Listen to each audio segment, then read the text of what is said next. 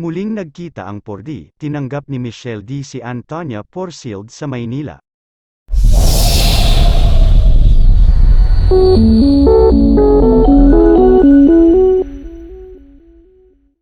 Dumating sa Pilipinas si Miss Universe 2023 first runner-up Antonia Porcild ng Thailand kung saan siya ay tinanggap ng kanyang matalik na kaibigan at ng reigning Miss Universe Philippines na si Michelle D. Si Antonia ay bumibisita sa bansa upang gampanan ang kanyang mga tungkulin bilang Miss Universe Thailand at bilang runner-up sa Shanice Palacios ng Nicaragua. Nang ipahayag ang balita ng kanyang pagdating, nasasabik ang mga tagahanga para sa muling pagsasama nina Antonia at Michelle, na ang malapit na pagkakaibigan noong Miss Universe 2023 pageant ay naging viral at naging dahilan pa ng 4D tandem.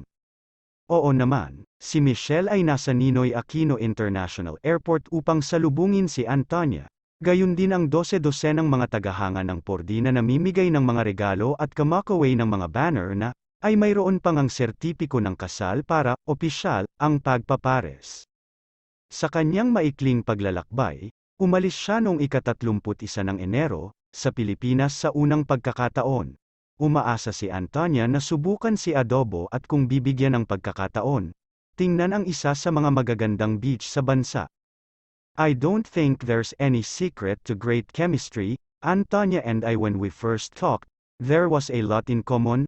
Natural lang na dumating, ani Michelle, kung saan idinagdag ni Antonia.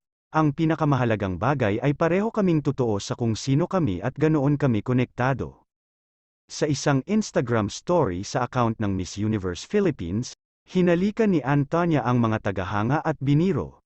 Dumating na ang basbas, si Antonia, na nakasuot ng all-black outfit, at si Michelle sa all-denim, ay pumirma ng mga autograph at kumuha ng litrato kasama ang mga tagahanga bago lumabas ng airport. Habang nagtapos si Antonia bilang first runner-up, nakakuha si Michelle ng 4 na parangal sa Miss Universe 2023, kabilang ang Best National Costume at ang Fan Vote.